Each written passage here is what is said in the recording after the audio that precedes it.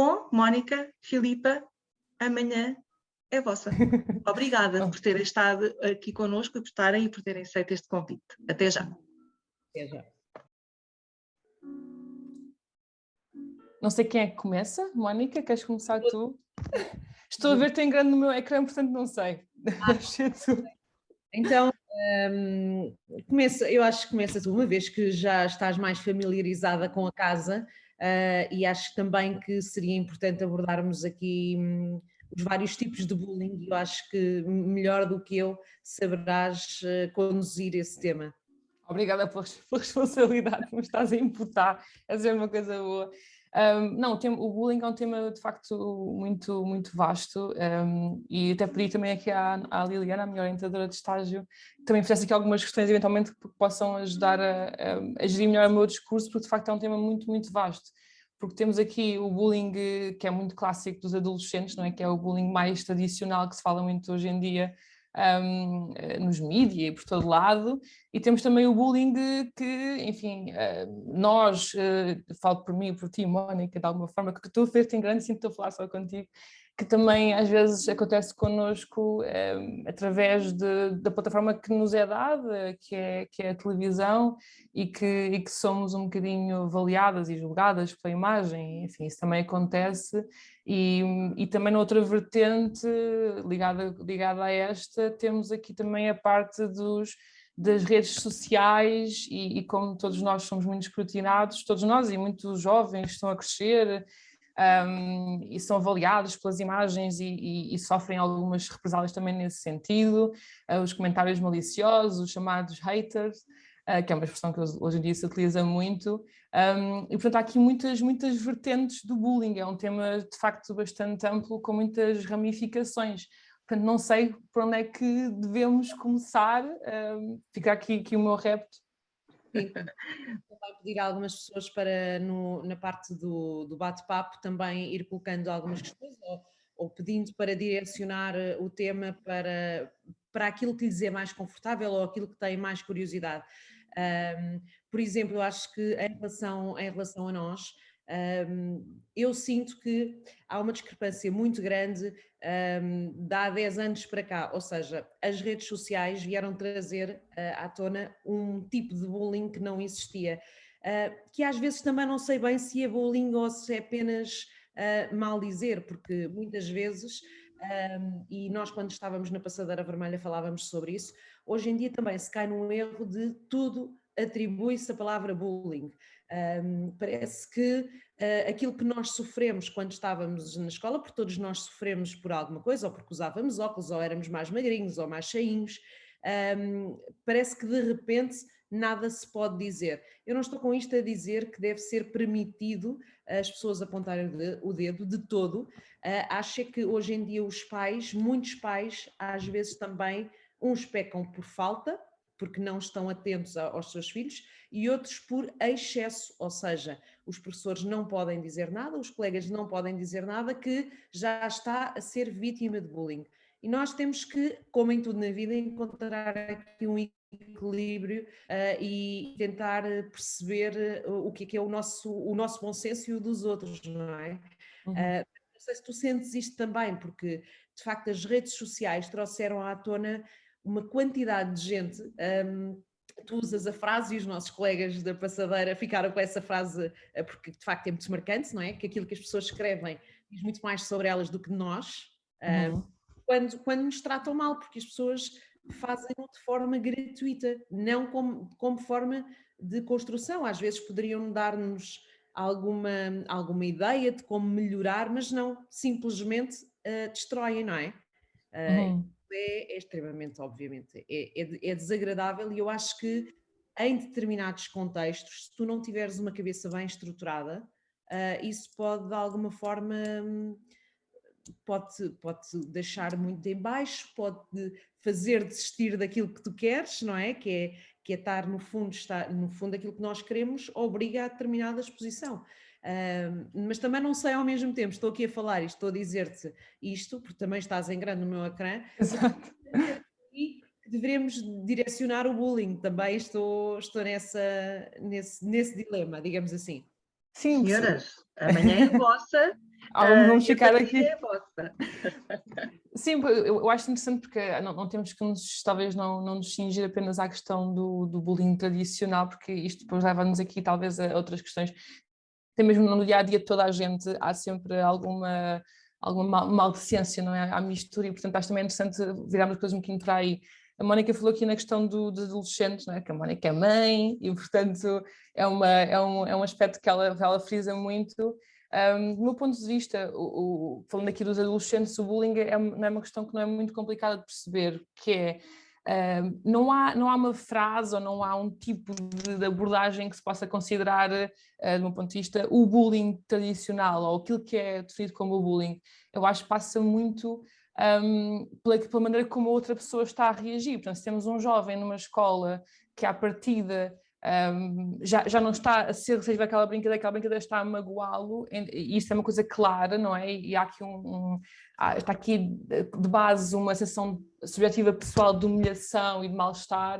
Eu acho que é aqui que colocamos o ponto final, não é? Portanto, se calhar há miúdos, há jovens nas suas brincadeiras pessoais encaram bem algumas coisas e já está tudo bem, mas há vezes nem se dessa forma. Portanto, aquilo que cada um experiencia como sendo para si o desconfortável é onde devemos pôr o ponto final, e as escolas têm que estar sensibilizadas para isso, porque muitas vezes as escolas acabam por ser muito coniventes e fechar os olhos e não dar muito foco a estas questões. E isto marca muito uma pessoa e o crescimento dessa pessoa, completamente para o resto da vida, mesmo, a todos os níveis, o seu autoconceito, a maneira depois como a sua saúde mental também, que é a parte mais óbvia. Não sei se concordas, Mónica, se tem alguns exemplos disso não na tua vida diretamente, mas mesmo indiretamente, colegas do teu filhote. Isso é uma coisa que faz sentido para ti, porque os limites, isto é quase como discutir os limites do humor de uma maneira um bocadinho estranha, mas os limites do bullying acabam por sempre por depender de cada pessoa, de quem é que está a ser alvo desse mesmo bullying ou dessas brincadeiras mais abusivas, se queremos dizer. E aqui a questão é que tu nunca sabes também muito bem, há uma determinada idade em que, claro que nós temos uma visão perfeita dos nossos filhos, mas é bom que tenhamos também a consciência que não são. E também nunca sabes muito bem se a forma como ele te transmite as coisas é na totalidade assim. Ou seja, quando vêm fazer queixas de alguns colegas, portanto eu acho que tem que se ver exatamente no comportamento depois no dia-a-dia. Se é uma criança extrovertida e passa a ser introvertida, passa a ter algumas reticências em relação aos outros, passa a não gostar tanto de ir para a escola, que era um local que antigamente gostava, passa a ter também algumas mudanças ali em termos de visuais para tentar agradar aos amigos, em termos comportamentais também para tentar agradar aos outros.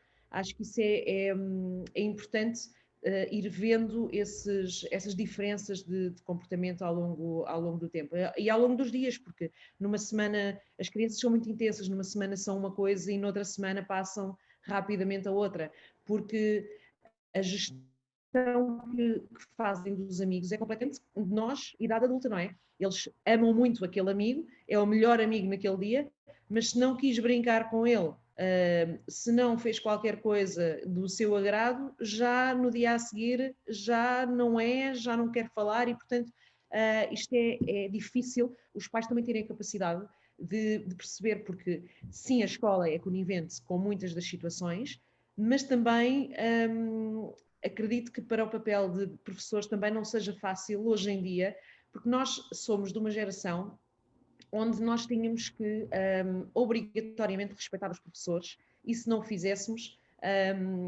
seríamos castigados em casa. Hoje em dia parece que é precisamente o contrário, parece que os professores é que devem alto respeito aos alunos e se um professor disser algo do desagrado do aluno, os pais vão lá ralhar, digamos assim, com o professor e não com a educação do filho que ele tem em casa. E, portanto, trocaram-se aqui os valores e, portanto, demos um poder às crianças desmedido. Quando damos isso, elas são umas santas em casa e, se calhar, na escola fazem bullying aos outros, fazem bullying aos próprios professores. E nós pais estamos a ser coniventes com isso. Portanto, é muito difícil fazer esta gestão sem informações. Tem que haver aqui uma articulação muito grande entre a escola e os pais, entre alguns pais, aqueles grupinhos de pais que às vezes existem, entre alguns pais, e depois obviamente temos que ir desvalorizando uns quantos outros, porque alguns também acabam por exagerar. Portanto, lá está outra vez a palavra-chave da minha vida para tudo, seja neste assunto, seja para tudo, é a tal história da balança, é o equilíbrio. Mas eu acho que, transpondo a questão do bullying escola, acho que também muitas das coisas que os miúdos fazem na escola é resultado daquilo que eles veem no YouTube, em determinados filmes que eles já veem e que deveriam ver, porque se calhar nós pais somos permissivos e vamos deixando de ver, um bocadinho também não faz mal. E portanto eles veem determinadas reações que não eram habituais, não é? Se nós olharmos para os nossos desenhos animados, para as nossas músicas, para as nossas referências infantis, são completamente o oposto daquilo que hoje em dia as crianças consomem, não é? Eu acho que isso é assustador porque tudo tem uma idade. Sim, ou seja, os miúdos captam muito os exemplos que lhes chegam, no entanto, ou seja, não é apenas porque um miúdo vê um jogo ou vê uma série de televisão que é mais agressiva que necessariamente será mais agressiva. É um facto, o único fator, muitos fatores depois na educação daquele jovem, daquela criança, ou o que seja. Mas é diferente, ou seja, o bullying em si, quando falamos em bullying, isto já requer aqui um certo atos reiterados, não é? Uma repetição, requer aqui uma humilhação. É diferente do que ser um bocadinho mal criado, ou do que ter aqui uma discussão pontual com um colega, ou algo deste género. Mas tens uma coisa interessante aí que é, e também tinha falado sobre isto antes, que é quando são os nossos filhos que às vezes não estão a ser bonzinhos para os colegas. Porque às vezes é uma visão que os pais também, talvez tendencialmente, têm dificuldade em o filho está a ser mal para um colega, o filho está talvez a humilhar um colega, e essa alerta faz todo o sentido, que os filhos não são de facto seres perfeitos e que também eles passam por coisas, não é? Porque também quem faz bullying, há vários motivos para um miúdo fazer bullying, mas quem faz bullying também tem o seu contexto emocional que viabilizou aquela atitude e, portanto, estar atento a isso também faz todo o sentido e nem sempre acontece porque eu não sou mãe, mas imagino que há a tendência para ver os filhos como sendo sempre uns pequenos anjinhos, não é? E são os melhores e tudo mais, pode haver essa tendência. Uma vez sentiste isso de o teu filhote podia não estar a ser tão correto, não digo bullying, não é? Mas tão correto para algum colega? Em termos de bullying, não senti, mas tenho perfeita noção de que o filho que eu tenho em casa é completamente diferente do filho que está com a avó, é completamente diferente do filho que está na escola e diferente, e mesmo assim na escola é uma coisa no recreio e outra coisa na sala de aula. Portanto, desenganem-se os pais que acham que eu acho que as crianças têm, se calhar isto é um termo em termos psicologia completamente errado, mas nesta idade múltiplas personalidades, porque eles conseguem, se calhar não é múltiplas personalidades, mas eles conseguem ambientar-se e gerir ali as atitudes deles conforme o ambiente, os colegas, e sim, umas vezes são eles que são mais lesados, outras vezes são eles que gozam também. Portanto, eu tenho perfeita noção que não tenho um anjo em casa, também tenho noção que não tenho aqui nenhum monstrinho, portanto vamos lá, não estou aqui a diabolizar o meu filho, mas sei que por graça, porque vamos um bocadinho na onda dos outros amigos, se há um que está mais desprotegido,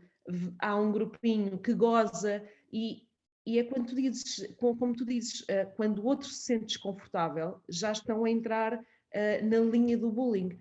E portanto, e quando estão 3 ou 4 contra 1, não é uma coisa justa. E portanto, tenho noção que isso acontece com o Duarte e obviamente com outras crianças com quem me relaciono. mas quando eu puxei o assunto da questão de achar que tinha muito a ver com aquilo que eles veem, é porque eu sinto com determinadas etapas. Quando ele está numa fase em que vê mais youtubers, por exemplo, brasileiros, a própria forma dele falar, às vezes mais agressiva, outras vezes mais doce, também em português do Brasil, vai mais para aí. Quando ele está numa situação mais de jogo, de Fortnite e outras coisas, a própria linguagem também muda, porque os miúdos com quem ele se relaciona no jogo também eles são diferentes. Portanto, ele adapta-se, eles são muito mutáveis, portanto é incrível como as crianças, para o bem e para o mal, atenção, se vão adaptando e se vão juntando a diferentes grupos e a diferentes personalidades. Sim, eles absorvem e trabalham muito e funcionam muito por imitação, não é? Muito clássico. A questão do bullying, e agora fazendo aqui um ponto para vários temas, o ensinar uma criança a gerir emoções é fundamental para prevenir bullying. E também o ensinar a criança a gerir a diferença. O ensinar o não julgamento, o não preconceito, não é? Porque depois às páginas tantas, nem sempre, mas muitas vezes o bullying assenta nesta coisa do isto é mais clássico, não sei como é que está hoje em dia também a 100% das escolas, tem alguns pacientes jovens, mas com outras problemáticas, mas esta coisa do aquele tem óculos, aquele faz isto, aquele faz aquilo, aquele tem esta família assim, ou tem esta origem, ou nasceu neste bairro. E tu ensinas o teu filho também, porque é um trabalho interessante, porque se o foco for apenas, portanto, vamos então combater o bullying e quem faz bullying, e o foco for somente esse, acho que é muito redutor. E começar na base, que é como é que educamos as nossas crianças, como é que o sistema também educativo também funciona, seria uma coisa interessante irmos por aí, porque quando tu és um ser humano que cresces a saber gerir emoções, cresces a saber gerir a tua frustração, a tua raiva, tens muito menos tendência, ainda que vejas muitos vídeos e muito YouTube, muito menos tendência para escoar essa emoção a fazer mal numa outra criança. É muito menos possível que isso aconteça. Quando ensinas que existe igualdade entre todos os seres humanos, também é muito menos possível que isso aconteça. Então, em vez também de nos focarmos no quão maus, que é uma coisa muito frequente, quão maus os miúdos que fazem bullying são, perceber que eles também têm muitas carências, que eles não estão bem, e sendo miúdos ou sendo adultos também. Portanto, também há adultos que não são nada agradáveis com outros adultos e que humilham e que não são simpáticos, e que isto tem todo a ver com um somar de coisas, começa muito pelo próprio. Portanto, tirando umas raríssimas exceções do campo da psicopatologia, quem tem uma necessidade ou quem usa como recurso um tratamento dos pares mais vil, mais agressivo, não está bem, ok? Não está bem naquilo que é a reciclagem emocional, não é? Tu precisas daquele mecanismo para te sentires bem contigo. Portanto, a gestão da frustração, da raiva, é feita de uma forma muito menos adaptativa, muito menos saudável e é feita deste modo. Portanto, o problema tem muitas ramificações e começa muito por aí, não é? E mesmo, agora puxando aqui para o outro lado, que é para fazermos aqui do tema de forma mais abrangente, mesmo que possamos estar a fugir ao bullying tradicional, mas aqui a questão do julgamento pela imagem, dos estereótipos e tudo mais, mesmo enquanto adultos, todos nós somos talvez também julgados e um bocadinho maltratados por outros pares, e estamos sempre também um bocadinho sujeitos a essa coisa do não estarmos muito abertos àquilo que é a diferença, a outros estilos de vida, a outros tipos de pessoas, à nossa história emocional, novamente, que não está a ser feita da melhor forma, e gerimos deste modo. Também já aconteceu contigo, não sei se contigo, Mónica, a questão do julgamento pela imagem ou dos rótulos, agora puxando aqui também para esta vertente, não sei se faz sentido à nossa audiência por aqui. Ok, nice. Mas já aconteceu contigo, Mónica, esta coisa do ser julgado e padronizado de alguma forma? Sim, não só pela imagem, mas também pela música que canto. Eu acho que hoje em dia nós temos a tendência de procurar, parece que uma pessoa precisa do nome e do rótulo. A Mónica faz isto, é cantora, vamos chamar as coisas pelos nomes, não é? Durante muito tempo e ainda é cantora pimba.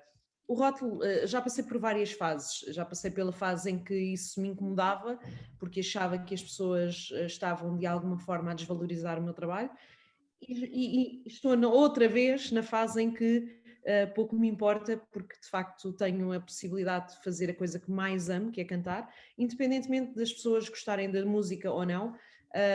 Eu gosto, sou eu que as escolho, e portanto tenho esse privilégio que eu acho que é sem dúvida uma benção diária nós podermos ser realizados profissionalmente.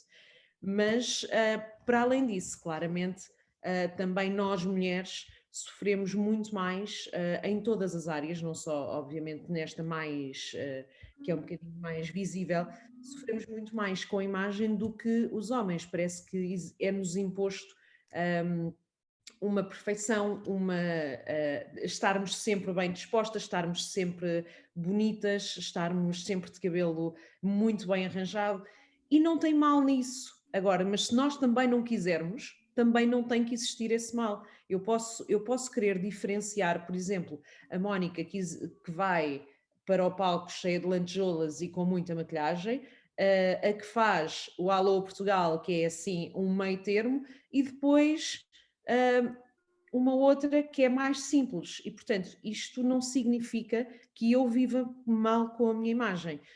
Neste momento não vivo, obviamente, já fiz, isto é do conhecimento geral, por isso é que também estou aqui a falar.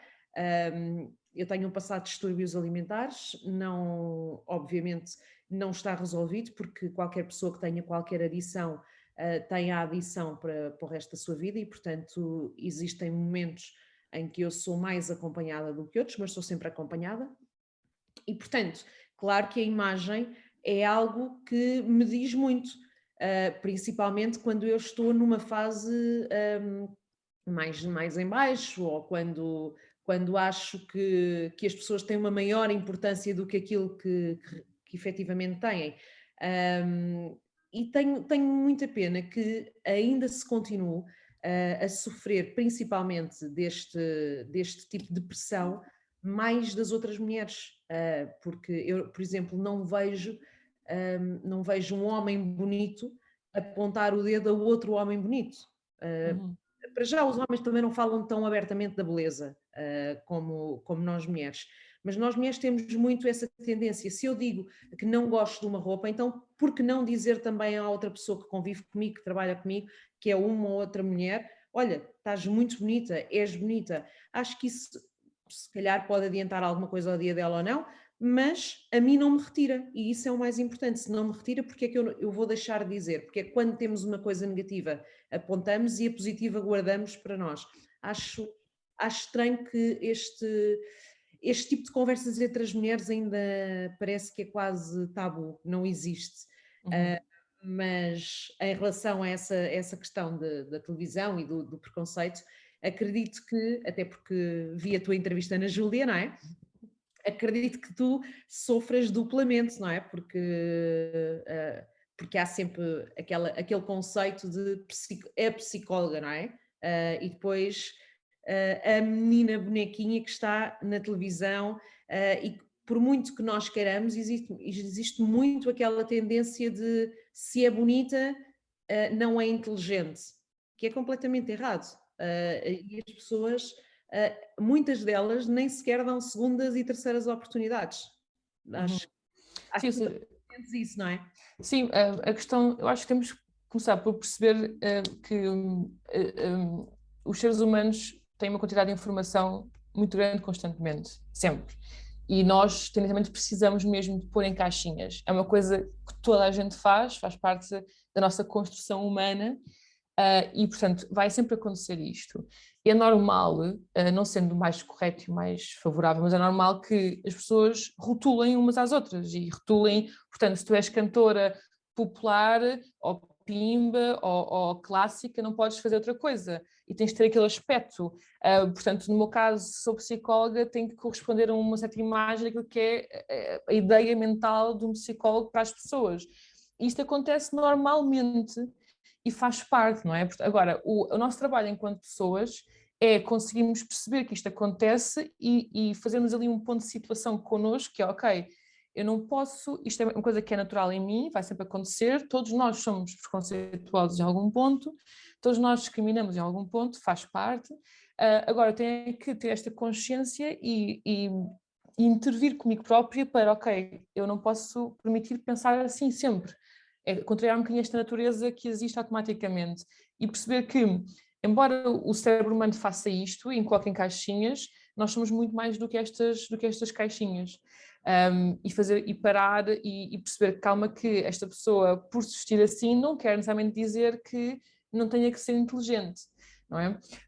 Fomos um bocadinho habituados socialmente a ligar um tipo de imagem à inteligência, ligamos uma aparência física a características pessoais, a personalidade, a níveis cognitivos. E isso é extremamente redutor, porque é que acontece? As pessoas depois vivem uma vida e sentem que têm que escolher. Portanto, eu para ser respeitada na minha área, seja a área qual for, pode ser uma área mais institucional, a medicina, a psicologia ou outra, eu tenho que abdicar de uma parte minha, que se calhar me é intrínseca, que é a minha expressão estética. E todos nós temos a nossa expressão estética. Uns dão mais importância, outros menos, mas todos nós temos a nossa expressão estética, que é a nossa, faz parte da maneira como nós nos exalamos no mundo, como nós somos pessoas, não é? É também importante. E aniquilar isso para sermos vistos de nada forma, parece-me que não é uma vida que eu gostasse muito de ter. Portanto, então é um caminho de nos tornarmos nós próprios, não é? Há um livro que é o Tornar-se Pessoa, de Carl Rogers, que de facto o processo de vida é mesmo isso, é tornarmos-nos pessoas, é o processo de nos tornarmos nós. Eu acho que o objetivo de estarmos cá nesta vida é sermos nós. Pode soar aqui um bocadinho a clichê, mas o descobrimos quem somos e o permitirmos que isso floresça no mundo de mais diversas formas, incluindo uma forma estética. E não devemos ser julgados como tal, embora seja natural o fazermos, e também fazemos em relação a outros. Eu também o faço em relação a outros de forma instintiva, porque somos humanos, e é o trabalho pessoal de desconstruir constantemente o paradigma, o padrão, não é? E falaste em relação às mulheres, nas mulheres é muito mais exigente porque estamos numa sociedade patriarcal. É normal, mas enfim, normal não é aceitável, mas que assim seja. É-nos exigido muito mais do que aos homens, não se lida bem com o envelhecimento da mulher. Ainda ontem agora um bocadinho vendo aquilo, vi uma publicação da Cláudia Raia no Instagram, onde ela estava a analisar a maneira como os papéis das mulheres no cinema em Hollywood eram atribuídos a determinadas atrizes sempre muito jovens, ou seja, tinhas uma viúva que era uma miúda de 29 anos, tinhas a mulher do Leonardo DiCaprio, por exemplo, no Wolf de Wall Street, que era para ser outra atriz, foi Margot Robbie, mas que era Margot Robbie por ser muito mais nova, mesmo sendo ela muito mais nova que ele, e mesmo sendo a atriz que ia ser escolhida inicialmente, da mesma idade que ele, um bocadinho mais nova. Ou seja, nós habituamos-nos a ter uma ideia da mulher com uma eterna juventude e não integramos, por exemplo, isto é outra vertente, estamos aqui a desviar um pouco do tema, mas acho que também tem a ver, não integramos a noção de envelhecimento, muito também por causa dos mídias o que a cultura, as produções nos trazem. Então, isto tem a ver com o patriarcado, com esta soberania masculina e com a visão que nós achamos que temos que ter porque nos é passado essa mensagem. Então esta coisa da gestão da imagem, do sermos nós próprios e de sermos julgados por isso, é mesmo um assunto, é uma cebolinha, tem muitas camadas, é um assunto muito complexo. Por exemplo, é exagerado falar de bullying no teu caso? Tu nunca sentiste isso? Eu creio que não seja exagerado o ciberbullying, não é? Eu pessoalmente nunca, uma situação ou outra lá na escola, mas nada de extraordinário. Principalmente olha, indo novamente para aquilo que iniciámos, não é? Muito nas redes sociais, porque as pessoas têm fácil acesso a ti, não é? Portanto, acabam por exteriorizar o que lhes apetece e não. E não, é mais o que lhes apetece. Não, porque eu acho que às vezes mesmo as pessoas estão a escrever e não estão completamente conscientes daquilo que estão a escrever. Eu acho que se tivessem a mensagem uma segunda, terceira vez, não iriam enviar. Pois, pois às vezes é que eu acho que até podiam enviar, porque depois as pessoas que estão na televisão não são bem pessoas, são figuras, estão ali. E há um bocadinho aquela noção que estão um bocadinho ao nosso. São pessoas, são objetos, não é? Estão à nossa disposição. Não há a visão das pessoas que estão na televisão como seres humanos, de facto, não é? Esta visão muito, muito igual. No meu caso, não me parece. Nunca recebi mensagens de ódio nas minhas redes. Ocasionalmente uma outra, mas uma coisa muito que nem é representativa, muito pouca mesmo. Acontece nas redes dos programas, que é muito agradável. Portanto, na passadeira muito mais. E os comentários foram de facto maliciosos, porque ao início, portanto, nunca foram muito focados nos meus comentários que eu fazia no programa, eram muito focados na imagem, não é? E o que é que acontece? Portanto, eu parecia, não, na altura de cabelos mais compridos e tudo mais, era um bocadinho mais pampanante.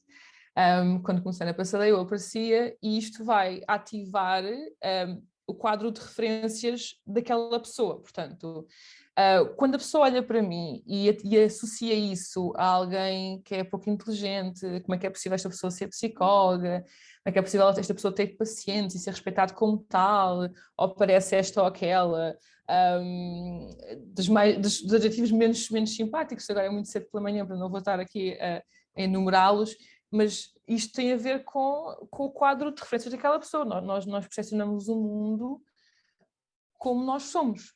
E não quero com isto dizer que quem ouve críticas não tenha que as ouvir e que as entender e que considerá-las, não é? Porque não somos como é todos ganhamos em ser criticados, mas de forma construtiva.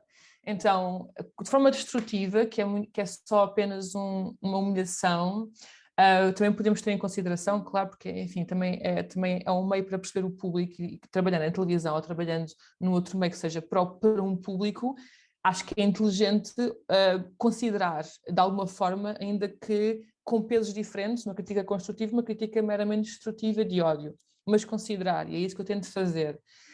Mas claro, quando as pessoas humilham e são de facto más, isto tem muito a ver com o quadro de referências internos dela, não é? Porque aqui são estruturas, é como se fossem uns óculosinhos com umas lentes através das quais tu vês e entendes o mundo e percepcionas o mundo.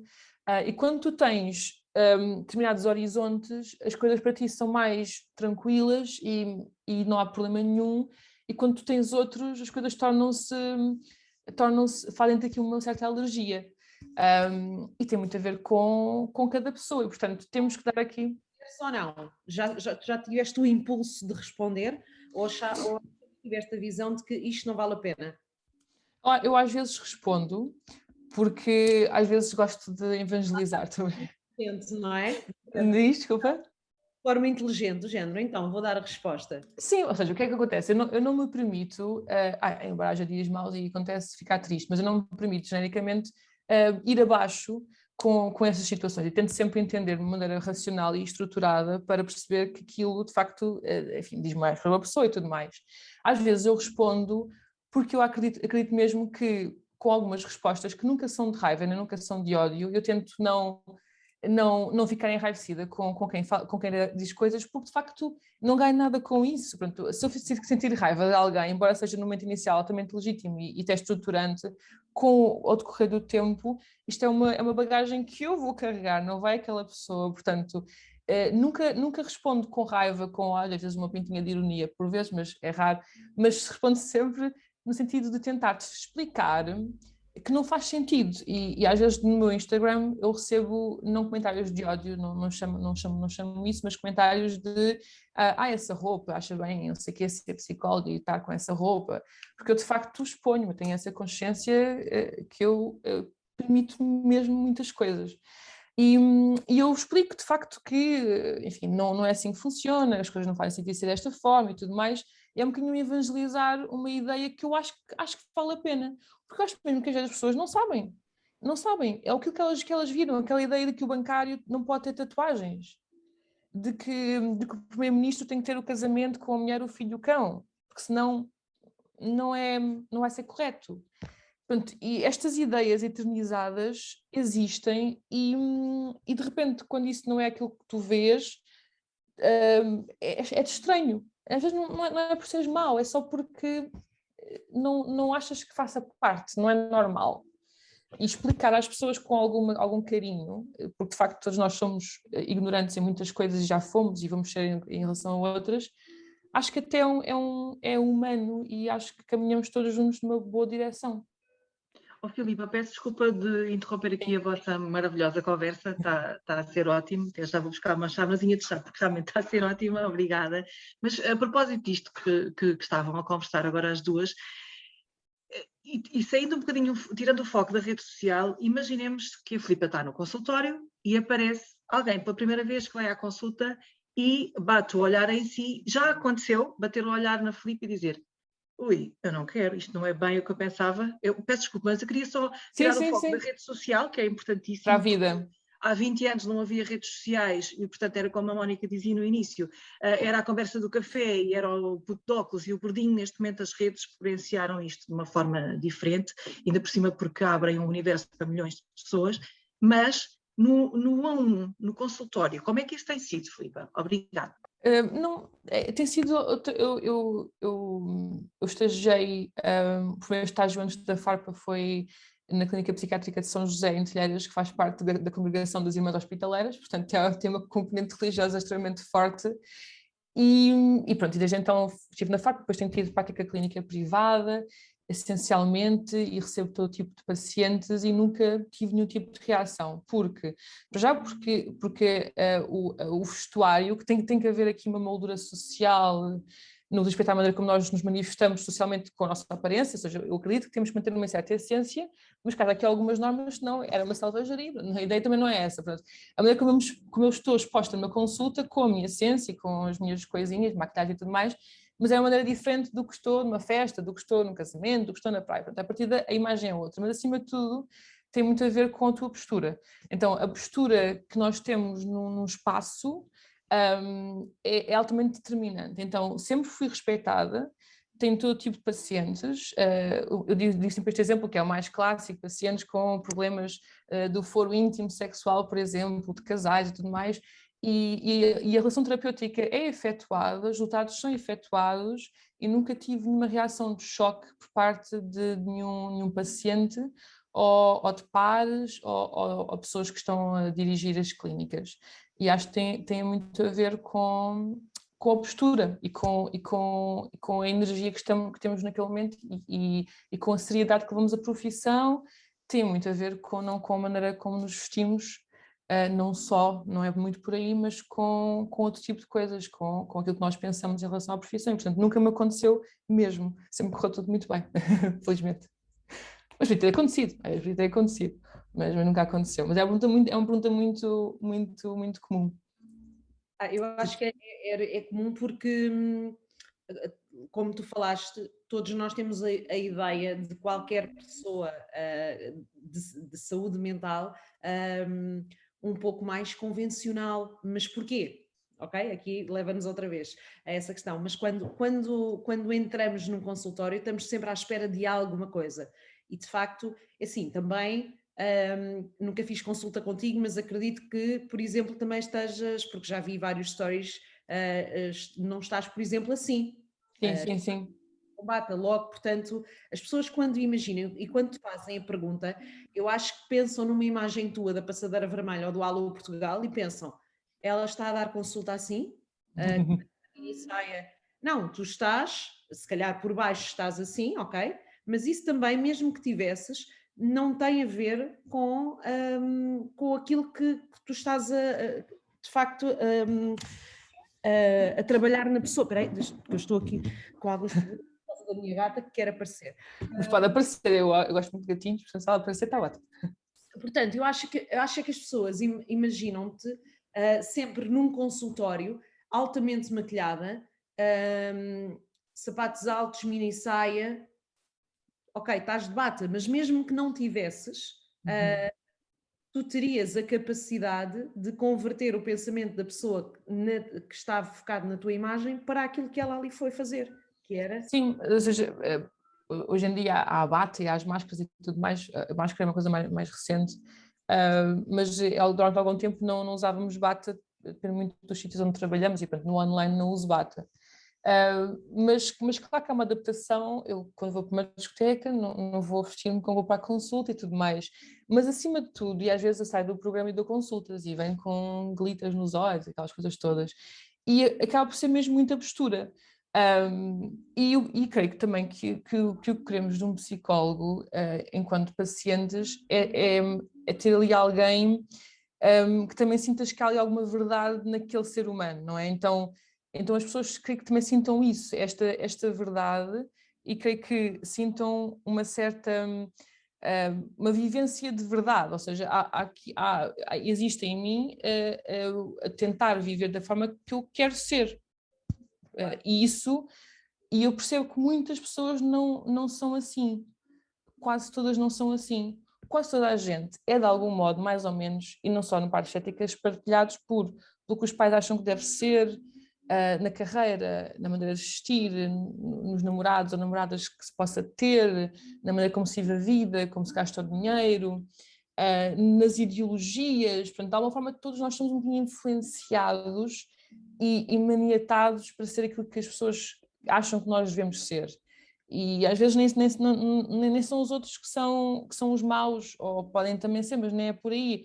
Ou somos nós que temos uma necessidade de agradar aos outros e vamos por esse caminho, porque de facto todos nós temos essas pressões, também tem essas pressões Diz alguma coisa, Mónica? Não. Ok. Todos nós temos. Todos nós temos, portanto, optarmos por ir por um caminho de maior autenticidade. É algo que eu sinto que as pessoas se inspiram, porque nelas não existe tanto.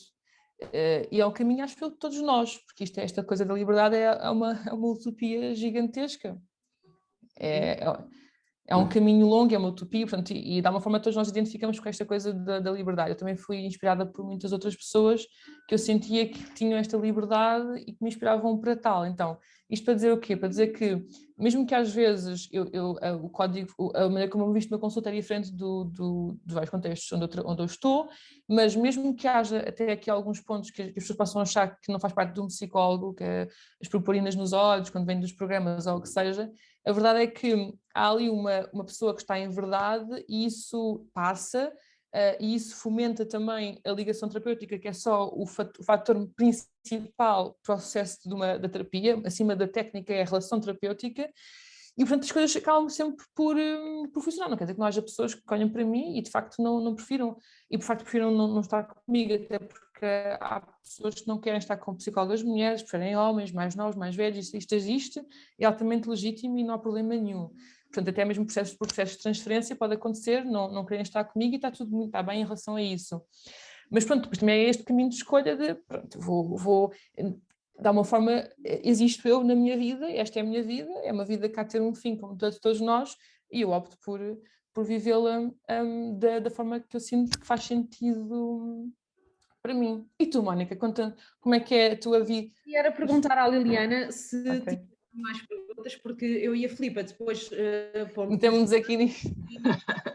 Olha, eu não sei se vocês achavam simpático agora abrimos aqui um bocadinho ao auditório. Sim. E se alguém quisesse também partilhar um bocadinho connosco, que é uma partilha que se trata, e enquanto as pessoas vencem essa timidez inicial, eu que não a tenho, chego-me sempre à frente. E estava a ouvir-vos e estava aqui a pensar para os meus botões, como é que em 2022 nós continuamos a falar destas questões.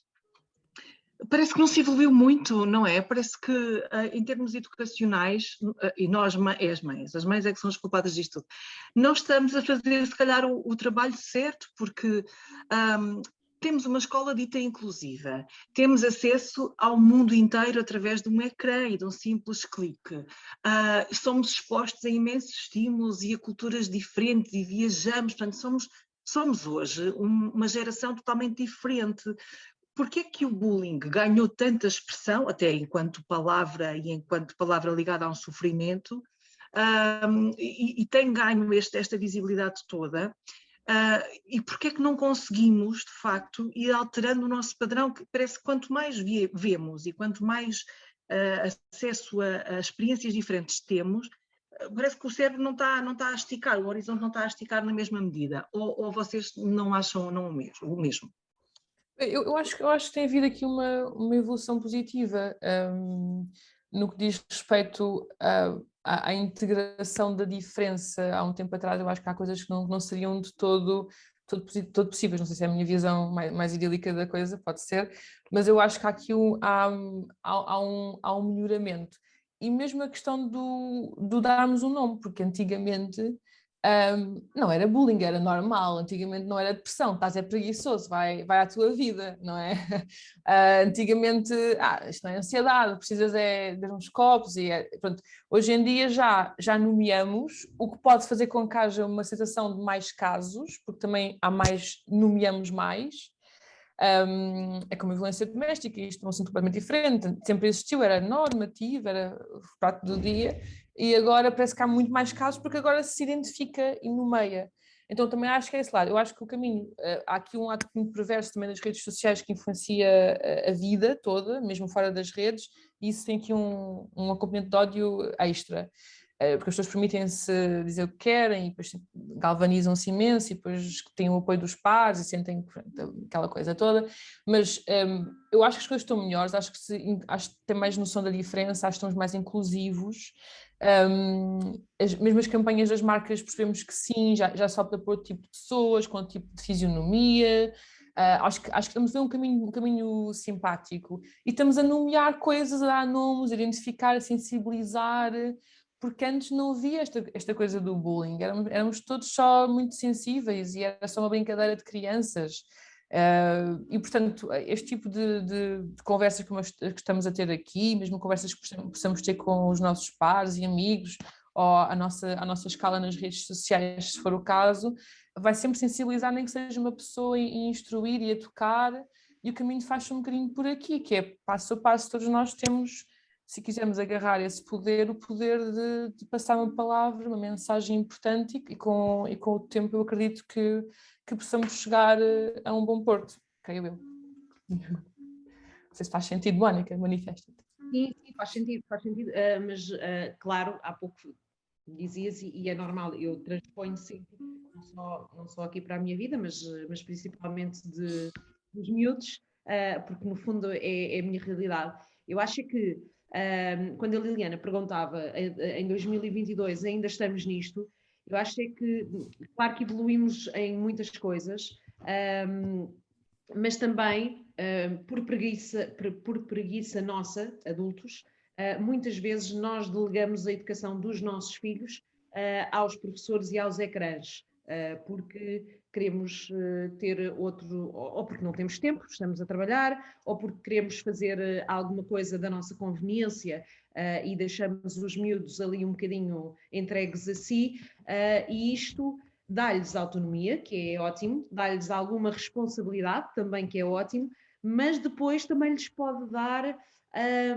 alguns desvios e portanto, o bullying acho que hoje em dia é mais falado, porque se calhar nós em casa, atenção, não estou a dizer que é o meu exemplo, estou a dizer no geral, naquilo que sinto muito por parte de pais e de amiguinhos do Duarte, principalmente do Duarte, da Bia não tanto, acho que os pais, muitos deles desistem da educação.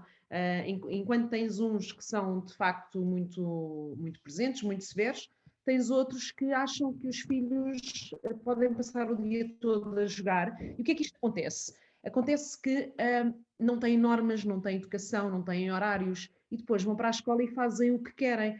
E o que querem também é gozar com os outros, também é apontar o dedo aos outros se os outros não jogam, e logo aí tu és diferente deles. E então há aqui no fundo, isto baralhando e voltando a dar, acho que também é muito da nossa responsabilidade enquanto pais, perder tempo não é perder tempo, é ganhar, sentarmos-nos com os nossos filhos, fazermos jogos de tabuleiros com os nossos filhos, conversarmos com eles e não deixarmos aquilo que muitas vezes alguns acham que é autonomia, não deixarmos apenas as crianças a fazerem aquilo que elas querem.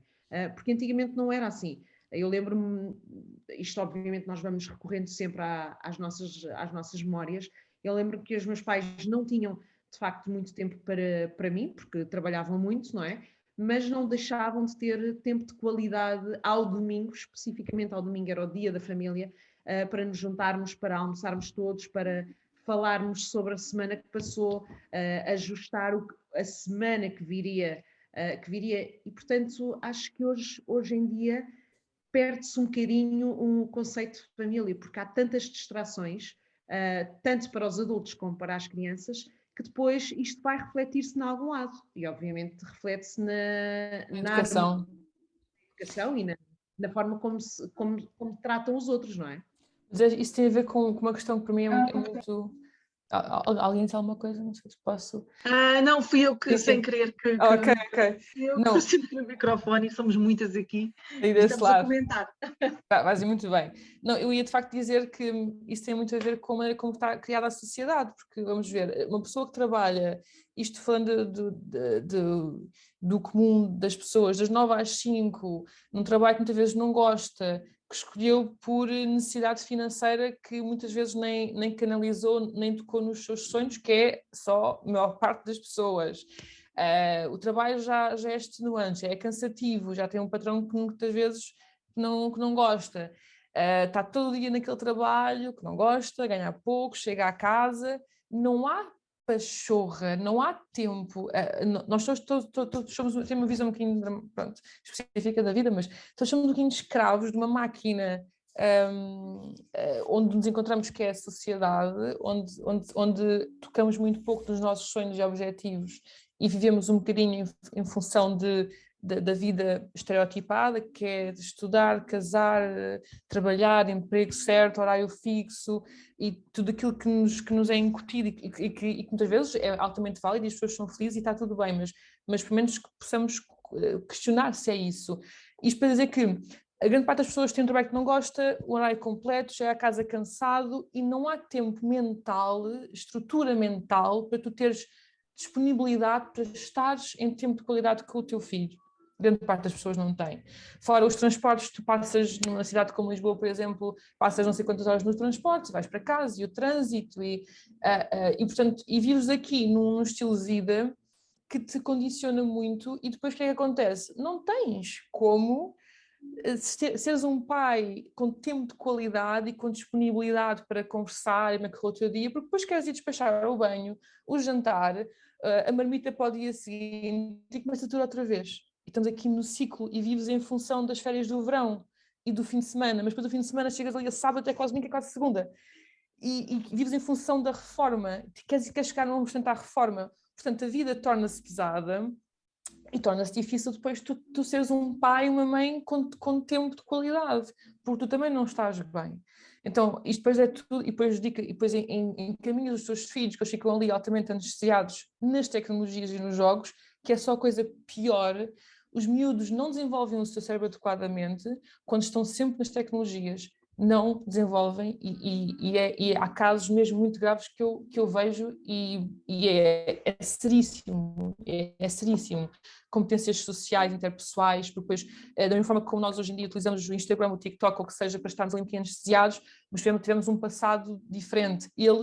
Aquilo é uma espécie de paliativo para as emoções, portanto, tu não encares a tua frustração do dia, isto enquanto crianças, o teu mal-estar, como é que tu estás, a briga com o colega, porque estás ali anestesiado e adormecido no jogo, nas tecnologias, e isto faz com que não tenhas que lidar e não crias estruturas emocionais para lidar com as tuas emoções. Portanto, o impacto é muito grave quando há um excesso de uso das tecnologias no geral. Mas ainda assim, a questão é muito mais, isto vai sempre estar à maneira como a sociedade está formada, e está formada de uma forma que é um bocado cruel. E, portanto, é difícil para grande parte das pessoas ter esta estrutura e o problema começa aí. E depois atribui-se a questão às escolas e depois espera-se que o psicólogo resolva tudo sozinho. Não é? Devemos ter os pais e percebes que é uma grande bola de neve. Não sei se concordas. Então, vamos abrir a sala para falar um pouco? Todos juntos, sim. Acho que sim. se já há aí pessoas... É que eu não estou no bate-papo, não sei, nunca Eu fiz o bate-papo. Estou aqui a tentar estar atenta e também às mãozinhas levantadas, estamos todos aqui de olho no ecrã.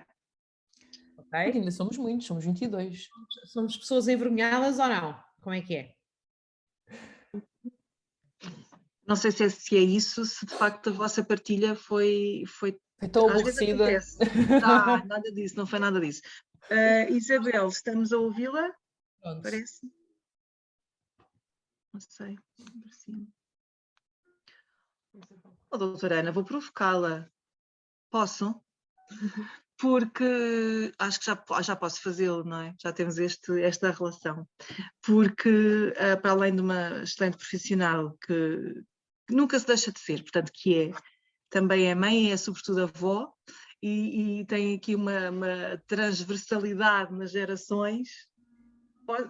Pode acrescentar aqui? Pode também partilhar connosco? Desculpe ser provocatória consigo.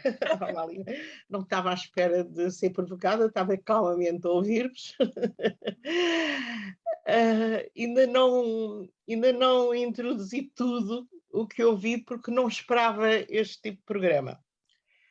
Achei, como é que eu ia dizer, não me senti focada no bullying, senti-me muito focada. Pensei que eu ia falar em diferentes vertentes de bullying e de como se reagir ou não reagir, como ajudar ou não ajudar, e senti mais uma conversa entre, de facto, pelos vistos, uma cantora e uma psicóloga. Eu peço desculpa, mas não frequento os Instagrams nem os TikToks, sei que os meus netos têm isso tudo, tenho 9 netos, e temos uma família muito rica, em que até temos tempos uns para os outros, portanto não nos revemos muito, mas tinha muita expectativa de ver mais um foco no bullying, de como ajudar quem o sofre e quem o provoca, mais nesse aspecto, se calhar mais numa vertente mais clínica, se calhar, e de maneira que estou assim um pouco sem pôr muitas questões, porque acho que as duas são diferentes do que é as pessoas do comum que nós temos nos nossos atendimentos e na nossa vida diária. É o que eu sinto, peço desculpa, mas sinto que são pessoas diferentes do que é a nossa realidade do dia-a-dia, dos doentes e das famílias que nós atendemos. De maneira Foi um bocadinho essa a ideia, não era? Trazer duas pessoas de áreas diferentes, ou não tão diferentes, porque a psicologia e a música são áreas próximas a todos, fazem parte do nosso dia-a-dia, uma vertente e outra, mas que têm uma exposição diferente. Foi um bocadinho esta vontade, foi de ser altamente provocatória nesse sentido, de trazer duas pessoas. Mas eu acho que fiquei aberta para essa vertente. Se calhar eu estava fechada a esta vertente. Isto abre caminhos e ideias para outro tipo de olhar diferente sobre outras situações, percebe? Porque, por exemplo, também não ouvi, gostava de ouvir falar numa coisa que nós falamos muito hoje, nos idosos. Eu acho que sofrem imenso também. Não foi focado, se calhar gostava de ouvir um bocadinho, se pudesse ser abordado. Se calhar é pela minha idade, agora eu estou a defender. Estou-me a defender a mim. Mas realmente sofremos, isso é muito surdo, eu acho, é muito surdo. Não se fala. Fala-se muito realmente nas escolas, nos jovens, etc. E vocês falaram, as duas, que todos sofrem em diferentes níveis, mas gostava, se calhar, de ouvir qualquer coisa sobre qual é a experiência e o conhecimento que têm sobre esse tipo de situação em pessoas idosas. Mas no sentido do bullying e do julgamento que seja em relação às pessoas idosas, nesse sentido? Sim, eu acho que sim, que elas sofrem. Sofrem. E se calhar não se considera tal. Uhum. É a sensação que eu tenho, ou a experiência um pouco que eu tenho. Uhum. Nem se tem consciência, porque se limita muito a capacidade, se calhar, do idoso, e porque ele já não sabe, e porque não decide, e porque não faz. Eu acho que se exerce uma pressão muitas vezes muito grande sobre ele, sem ele ter a autonomia a que ainda tinha direito. Uhum. Talvez mais nesse sentido. Sim, não sei se vou responder à questão, mas acho que quando analisamos o adulto, há uma pluralidade na maneira, ou seja, há uma pluralidade na maneira como vemos aquele adulto. Quando é um idoso, tendemos é um velhote. usando aqui uma expressão mais popular. Há várias vertentes. Acho que a sociedade estigmatiza um bocadinho e coloca tudo na mesma caixa, portanto, mesmo em relação, por exemplo, à sexualidade, na terceira idade, uma coisa que não é falada, é altamente tabu, ao amor, ao recomeço da vida.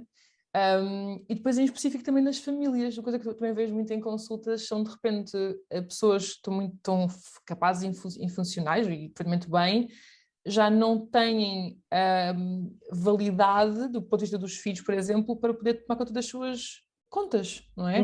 Poder gastar dinheiro onde querem. E por vezes, nem sempre configurando isto bullying, mas acho que entra aqui um bocadinho no contexto que estamos a falar, que é neste julgamento daquilo que é a pessoa com com uma certa idade, que até me custa um bocadinho perceber até que ponto onde é que traçamos aqui a linha do sénior, não é? Ou do idoso, ou o que seja, porque cada vez mais essas linhas estão um bocadinho mais batidas.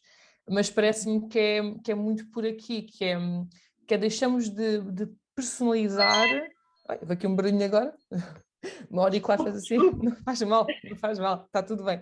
Deixamos de personalizar e de ver como indivíduo, identidade, ou até de considerar que é uma pessoa, e agrupamos, não é? Creio que todos façamos um bocadinho isto, são os velhotes, pronto, e colocamos todos no mesmo saco, e retiramos e subtraímos algum tipo de traços de vida que associamos aos adultos que não associamos a pessoas de uma certa idade, não é? A determinação, a mudança de vida, a capacidade, a própria capacidade, a validade enquanto pessoas úteis na sociedade, porque o são, isso deixa de acontecer. E parece-me altamente pertinente. Mesmo a questão também da sexualidade, que há pouco também referi, mas também é muito por aqui. A maneira como nós associamos a sexualidade só a corpos jovens e com uma certa fisionomia e aparência, e a partir de uma certa idade isso já não acontece. Creio que tenha sido Tom Ford que fez uma campanha recentemente de perfumes com pessoas com mais idade, altamente sexual, altamente impactante, e faz todo o sentido. E também acho que a moda também tem um papel relevante aí, porque também acaba por mudar um bocadinho a mentalidade e padroniza de uma forma diferente aquilo que é o belo. E começa por deixarmos de ver as pessoas dessa forma e não nos limitarmos à idade e começar a perceber que são pessoas e continuam a ser pessoas independentemente da sua idade. Não sei se respondi aqui à sua pergunta, mas posso fazer outras. Acho que foi interessante a sua resposta, obrigada. Também a novela, eu não sou muito de novelas, mas efetivamente quando elas chegam a toda a gente, esta novela que agora passa, creio que na TVI, em que a São José Lapa dá vida a uma pessoa que noutra fase da sua vida, com as filhas criadas, quer o divórcio e quer dar o grito do Ipiranga, literalmente, tem sido um abanar de consciências para esta questão de quem envelhece ainda bem e que não precisa de grandes cuidados, tem uma vida ainda pela frente, não é? Nós temos a vida pela frente até à morte. Desculpem, queria só dizer-vos, está aqui uma questão do Joaquim Simões, no bate-papo, e vou ler.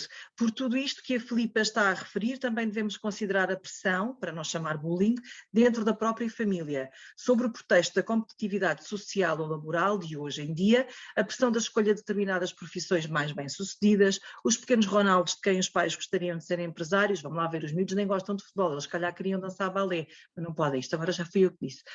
O valer tudo para ser bem-sucedido e passar por cima de quem for, se necessário. Mónica. Eu indo aqui um bocadinho atrás e depois voltando aqui ao comentário, eu estou aqui também um pouco como a doutora Ana, creio eu, que disse, no fundo... Hoje tiram-se o doutor. E daí dizer para as pessoas também colocarem as perguntas, porque quando eu e a Filipa recebemos, nós até comentámos a questão do bullying e o que é que vamos falar, porque na verdade para já há esta diferença aqui de o que é bullying e o que não é. Eu tendo um filho, obviamente que estou muito atenta se ele sofre ou se ele faz também bullying. Acho que é importante nós tentarmos reconhecer os sinais. Mas no fundo também não consigo dar aqui uma resposta à Ana concreta, porque de vez em quando nós extravasamos aqui a conversa e vamos para outros sítios que não o bullying, e é muito fácil, até porque eu e a Filipa temos uma relação aqui muito próxima, e como eu não sofro, ou melhor, indo um pouco atrás àquilo que eu disse, tudo aquilo que eu sofri na adolescência, tudo aquilo que me chamaram, eu nunca atribuía à palavra bullying. Eu apenas achava que as pessoas estavam a ser más para mim. Depois, como é que eu geri isso? Eu não exteriorizei, não falei com a minha família. Se eu considero que isso fez parte, isso desencadeou ainda mais os meus distúrbios alimentares, acho que sim. Acho que não foi o principal responsável, não posso atribuir a culpa aos outros, porque isso já estava em mim. Mas depois eu tive que ter a consciência, e é este momento que é importante, tanto para nós cuidadores, seja de crianças, seja de pessoas mais idosas, é quando não somos capazes de resolver e solucionar o problema, temos que pedir ajuda médica, seja ela de psicólogos, psiquiatras, porque, por incrível que pareça, às vezes ainda quando se fala em psiquiatria, as pessoas continuam a associar aos malucos.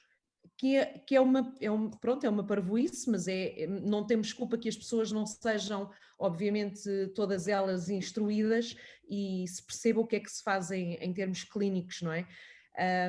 E, portanto, é difícil perceber, de facto, o que é bullying e o que é que não é, e o que é apenas brincadeiras de mau gosto, e é difícil depois, eu enquanto mãe e eu enquanto filha, por exemplo, perceber, e enquanto neta, perceber como é que vou ajudar. Eu não tenho essas competências. Essas competências eu tenho que passá-las, por exemplo, para pessoas como a Filipa, como se calhar algumas de vocês que aqui estão. E é importante as pessoas não terem vergonha de o fazer e devem fazer estas partilhas e muitas vezes...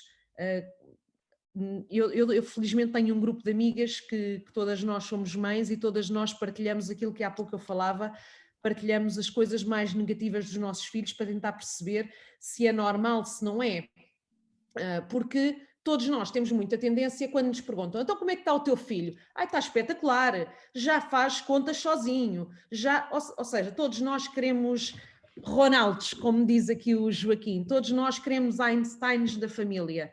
Mas aquilo que nós precisamos é de crianças e de pessoas com afetos, que isso é o mais importante. Claro que é importante ser inteligente, é importante ser proativo, é importante ser alguém na vida, mas é importante ser boa pessoa, seja em que idade for. E portanto, em relação ao bullying, eu considero, e nós falámos, é engraçado, nós falámos isto no Alô Portugal, eu considero aquilo que se fez com os idosos nestes últimos 2 anos, eu considero bullying. Não lhes foi dado a escolher o que é que eles preferiam, por exemplo, se levar a vacina, se prescindir da família. Estamos a falar em pessoas que estão em lares e que, para mim, foi muito pior eles ficarem sem afeto durante 2 anos, sem um beijo, sem abraços, muitos deles sem visitas, até sem o vidro, do que propriamente dizerem à pessoa, agora tens que tomar esta vacina, agora tens que tomar a 3ª dose. E, portanto, eu não sei se porque aqui a questão é que a Filipa dizia, hoje em dia nós somos velhos muito mais tarde. Eu quando tinha 20 anos olhava para a minha mãe, nós temos diferença de idade de 20 anos, e da minha avó tenho de 40, portanto, tenho uma mãe e uma avó muito jovem. Mas aos 20 anos eu olhava para a minha mãe e pensava assim, bem, e na cota, ela é velhinha e tal. Eu aos 40 anos acho que a minha mãe é uma jovem. Eu quando tiver 60, a minha mãe vai ter 80, e se ela tiver nas suas totais capacidades físicas e mentais, que neste momento ainda tem muitas, não é? A minha avó, por exemplo, que tem 80, ela continuará a ser uma jovem. E, portanto, eu tenho que lhe perguntar sempre a ela a opinião sobre as contas, como a Filipa estava a falar, a vida amorosa dela, se ela está bem ou não está, se ela prescinde de ver os netos por causa de uma coisa que agora, de repente, deve fazer uma confusão gigante a pessoas que estão fechadas de repente o mundo parou por causa de uma coisa que nós nem sequer sabíamos, muito menos outras pessoas mais idosas que estavam completamente alienadas do mundo. E, portanto, ela tem todas as competências e eu não lhe posso retirar isso. E nós retiramos isso aos nossos mais velhos muito tarde, da mesma forma que em termos profissionais, isto misturando aqui as coisas todas, achamos que nós, se olharmos, por exemplo, em teatro, nós só temos a Eunice Munhoz e o Rui de Carvalho a trabalhar com aquela idade. Então, e os outros? Estão na casa do artista porquê? Eles ainda são competentes, ainda têm talento, sempre tiveram. Muitos deles conseguem decorar textos, conseguem fazer teatro. Porquê que nós já os pusemos de fora, já os tiramos da vida? E isto não faz sentido para mim. Agora, aqui a questão é, nós se calhar fomos habituados a achar que isto não era bullying, que isto era um momento em que as pessoas tinham que parar, têm que estagnar. Chegou àquela idade, já deu o que tinha a dar, encosta. E as coisas não podem ser assim. Cabe a nós, esta geração e a dos meus filhos, não é? Mudar isso e lá está, mais uma vez, com a tal educação e com a tal harmonia familiar, as pessoas perceberem que nós não temos prazo de validade. E portanto... não foi para responder, mas foi apenas para dizer que estou atenta a esta situação, porque lá está, porque sinto que, principalmente no nosso meio, nós somos descartáveis muito, muito cedo. Não sei quanto às outras profissões. Eu acho, por exemplo,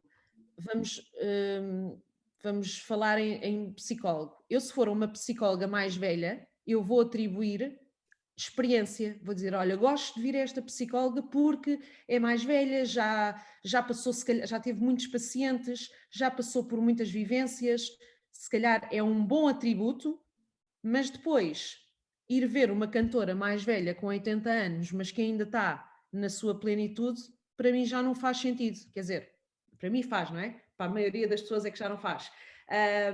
E isto é uma discrepância gritante em relação às nossas,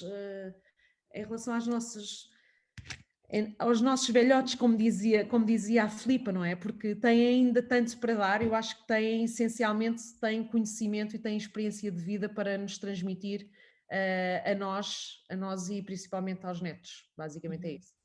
Não sei se alguém quer ter uma questão, se eu responder à questão que deixaram do bate-papo. Há pouco foi falado pela pessoa Joaquim Simões. Parece-me que fala aqui o Joaquim da questão da pressão familiar, o bullying familiar, a opressão para o sucesso. Os pais geralmente têm uma preocupação com os filhos que é, tem que ser boa pessoa, tem que ter sucesso, não é? Nem todas as famílias isto acontece, como é lógico, mas há muito esta coisa do ser boa pessoa, ter um bom emprego, e isto é altamente legítimo na medida em que tem aqui uma boa intenção. O que acontece é que a base para uma pessoa ter sucesso, e já falo aqui na questão da pressão em si, mas a base para uma pessoa ter sucesso parte muito do amor e da autoestima. O amor no sentido lato da expressão. Quando uma criança cresce num lar estruturado, enfim, e com amor e desenvolve autoestima, isto é fulcral. A ausência disto cria marcas muito graves, impacta toda a vida, e a presença disto muda completamente, porque um miúdo com autoestima é um miúdo que vai aceder necessariamente, à partida, havendo outras condições favoráveis para tal, como é lógico, aos seus sonhos, ao seu desígnio pessoal, aos seus objetivos, e vai ser alguém talvez mais resiliente também para conseguir persegui-los e fazer trilhar um caminho nesse sentido, e há de ser alguém, por consequência, alguém de sucesso, ou alguém que, à partida, consiga ir navegando nas ondas da vida, que são oscilantes, como todos nós bem sabemos, e consiga criar o seu caminho, e um caminho de alguma felicidade. Portanto, a casa não se constrói pelo telhado, e idealmente começa por deixar que aquele ser humano que está ali a crescer com autoestima, com amor, floresça naquilo que quiser florescer, que seja quem é, e isto vai à partida levar àquilo que é o sucesso subjetivo para aquela pessoa. Agora, porque cada pessoa tem a sua definição de sucesso e, portanto, temos que respeitar, nem sempre o sucesso passa por ter a casa, o carro e os estándares sociais que toda a gente acha que é o que faz sentido. Há cada vez mais tipos de vida diferentes. Agora, muitas vezes a família pressiona, que é o que diz aqui no nosso bate-papo, a família pressiona para que sejamos bem sucedidos. E é muito difícil, quando não se cresce, lá está, com esta autoestima, conseguir bloquear esta influência que me parece, pela pergunta, um bocadinho tóxica, não é? E, portanto, muitas vezes, se existirem membros da família que pressionem neste sentido de tem que se ter uma coisa, tem que se fazer uma coisa, a cedência para esse caminho, embora altamente compreensiva, vai sempre criar um caminho de infelicidade. Sempre. Eu conheci um paciente meu antigo, era um miúdo de 20 e poucos anos, que tinha tido um percurso académico bastante brilhante e trabalhava numa empresa de renome, mas que tinha feito esse percurso porque tinha sido pressionado, enfim, tinha sido sugerido pela família e, portanto, estava aos 20 e poucos anos deprimido a odiar o trabalho. Portanto, isto é um exemplo altamente específico, como é lógico, não se pode generalizar, mas para dizer que nunca vai haver sucesso sem haver felicidade, e nunca vai haver felicidade sem as pessoas serem quem elas são e fazerem aquilo que sentem que faz sentido para elas fazer. Então, às famílias que o fazem não faz sentido, aos pais recentes optem por outro caminho e deem o adubo mental necessário àquela criança, e aos adultos que são pressionados, adultos jovens que são pressionados pela família de algum modo, temos que perceber que a longo prazo isso não vai funcionar, vai criar um percurso mesmo muito difícil e a vida vai ser mesmo muito complicada e vai certamente surgir questões de saúde mental que vão ser mesmo muito difíceis e, portanto, este tipo de influências, o melhor é de facto haver aqui um bloqueio e não uma cedência às mesmas. Não sei se fez sentido a minha resposta. Mais questões?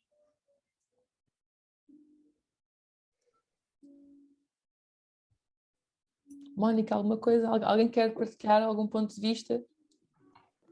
Se não, vamos falando por aqui, ficamos aqui a falar e continuamos aqui hoje.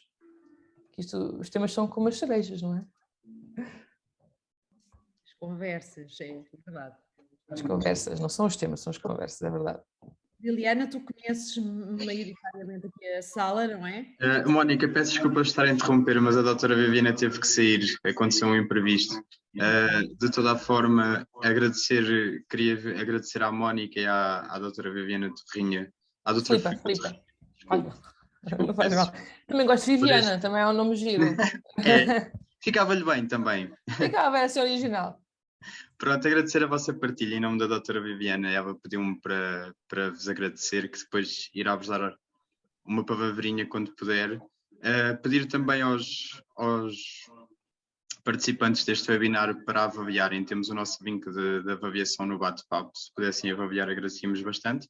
Não sei se há mais alguém que tenha alguma questão. Se mais alguém quiser fazer alguma questão às nossas convidadas de hoje. Que fala agora ou que se cala para sempre, não é? Estou a sentir que estamos nesse momento. Estamos não é nesse agora ou momento. nunca. Pronto. Agora, ou que envie uma mensagem que era... Também pode ser. Que estaremos disponíveis. Mas sim, também sinto que fugimos aqui em jeito de conclusão, sinto que fugimos aqui bastante ao tema, até porque falo por mim, eu para falar de algumas coisas preciso de experienciá-las, que não é o caso concreto do bullying, e precisava aqui também de um fio condutor, aqui alguém que me direcionasse para coisas mais específicas. Portanto, gostei bastante de estar aqui, obviamente, convosco esta manhã. Para todos aqueles que vão ver a gravação, um beijinho também e espero que nos possamos encontrar em breve, seja aqui, num outro tema de partilha ou num outro canal, de uma outra forma. Subscrevo. Eu, deixa-me só dizer, apesar do meu comentário de me ter situado, não estar, ter tido uma expectativa, gostei do programa e gostei de estar aqui convosco e de ter um olhar diferente em algumas coisas. Mas já agora posso só comentar o que disse, gostei de ouvir, Mónica, no que teve a falar em relação, nomeadamente, achou que era um pouco o bullying sobre os idosos, e eu concordei do que aconteceu com a pandemia, foi horrível, mas tínhamos quase de olhar a situações, eles reagem de formas muito diferentes. Alguns não queriam ninguém ao pé deles com medo, mesmo. Outros, se calhar, não se importariam nada só para abraçar a família, estarem infectados, seja o que for. E outros ainda teriam medo horrível de infectar os velhotes, pensando que se lhes aconteça alguma coisa que eles vão ter aos cuidados intensivos ou que morrem, e houve situações dessas, ficam horrorosamente mal. Portanto, houve um universo tão grande sobre isso tudo que tínhamos de ter um cuidado, realmente, olhar como é que... Porque houve isso tudo. Houve todas as vertentes. Mas foi mal, ainda estamos a viver isto. Isto ainda deixou bastante sequelas, e ainda o que eu acho só é que deveria ter sido questionado e seria opcional pela pessoa e não obrigatório, porque depois cada lar fez a gestão conforme quis, não é? Uns através das normas de segurança, outros através de um bocadinho mais de bom senso, criando obviamente as infraestruturas necessárias, mas eu acho que em última instância eles teriam a palavra, até porque muitos deles não tinham também assim tantos anos, não é? Estamos a falar das duas coisas, de pessoas que continuam ativas e que têm plena consciência que podiam ser infectadas, que poderiam, e outras que, precisamente o contrário, não tinham já assim tanto tempo e se calhar gostavam de ter tido esse tempo a usufruir da família. E, portanto, lá está, um universo gigante, não é? Mas, pois, a família também é que eventualmente poderia ter podido acolhido alguns que também não quis. Sim, sem dúvida. Também não quis, porque realmente está a haver num lar, eu percebo isso, mas também percebo que entrar um infectado num lar é um pavio. Claro. É um pavio. E os lares, acho que calhantes, também não deviam correr, se calhar, esse risco. Bom, mas seja como for, parece que agora estamos bem, porque tivemos uma cobertura vacinal tão grande, que estamos, por enquanto, pelo menos, a ter menos, ainda não estamos na terceira vaga. Por enquanto, vamos a ver se nós chegamos lá. Ok, obrigada. Bom dia, felicidade.